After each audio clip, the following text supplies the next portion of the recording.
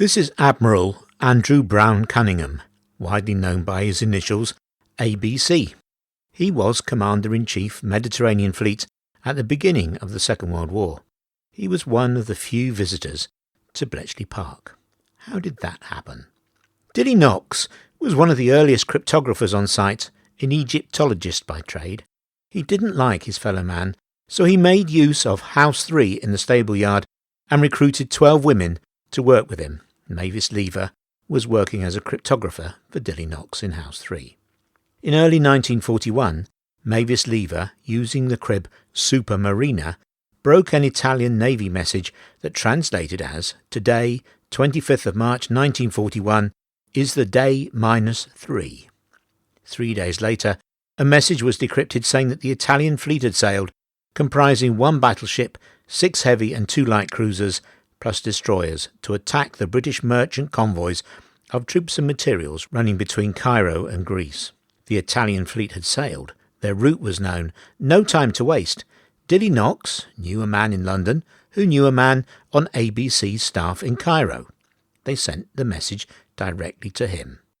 How unbelievable is that? You put all the secret work at Bletchley at risk by not going through proper channels. Needs must, as they say.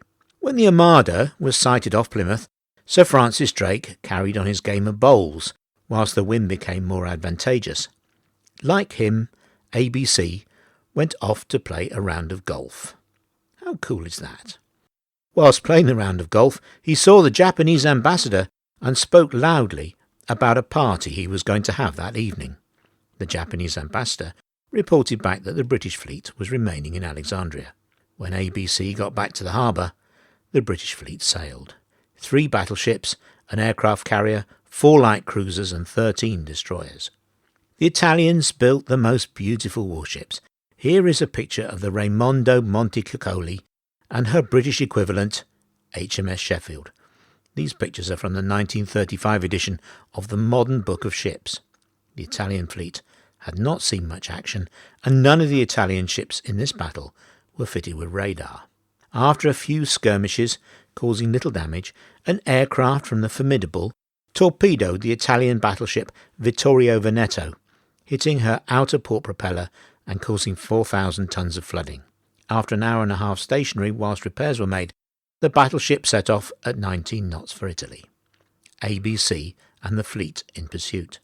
In the picture, you can see that her stern is almost level with the water, showing how close she came to sinking. In a later torpedo attack, the Italian heavy cruiser Polar was hit by a torpedo. This caused a break in her main steam line and she came to a halt with no power. Italian cruisers and destroyers were sent back to protect her and help her to limp back to port. The main British fleet during the night found the crippled Polar on radar. The Italians, not understanding night actions, did not know the British fleet was near and were totally unprepared when the guns from the 3 battleships opened up at a range of 2 miles. Because there was no response from the Italians, the 3 battleships turned on their searchlights to make it easier to see the targets. In a normal battle, this would have made it easier for the enemy to use their rangefinders, but here it helped. The midshipman on HMS Valiant who turned his searchlights on first was Prince Philip of Greece. 6 years later he was engaged to the future Queen Elizabeth II. He was mentioned in dispatches. All 3 Italian cruisers and 2 of the 4 destroyers present were sunk during the engagement. The only British casualty was the torpedo bomber that successfully torpedoed the Italian battleship and was then shot down. This was a great British victory at the time, when they were few and far between. It was to be a year and a half before the Battle of El Alamein, the end of the beginning, as Churchill said.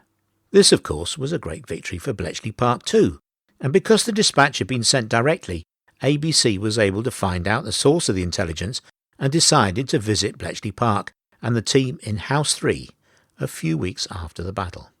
When he visited, House 3 had just been whitewashed in honour of his visit. The girls contrived to get him to lean on it and soil his lovely blue uniform with the whitewash. Apparently, he didn't know it had happened until after he had left the site. We've all done it, headed off to a party and realised at the last moment that you're not carrying a present. In his visit to Bletchley Park, The same thought must have struck the Admiral. He stopped at the 8 Bells, which is between the station and the entrance to Bletchley Park, and bought a bottle of red wine. Knowing his sense of humour, he probably bought an Italian bottle. So if you visit Bletchley Park on the 28th of March, the anniversary of the battle, celebrate like a winner and buy a bottle from the 8 Bells and drink it at Bletchley Park. The 8 Bells don't currently do an Italian red, but they do an Italian rosé or a Spanish red. The choice is yours. Bletchley Park do sell bottles of beer in the cafe, so I don't see that they can object to a bottle being drunk outside the main house. At least that's my excuse. I've done it many times. Like if you think the battle went the right way, dislike if you think the Italians should have won. Admiral Cunningham went on to be First Sea Lord in 1943. I'm sure he never forgot his trip to Bletchley Park.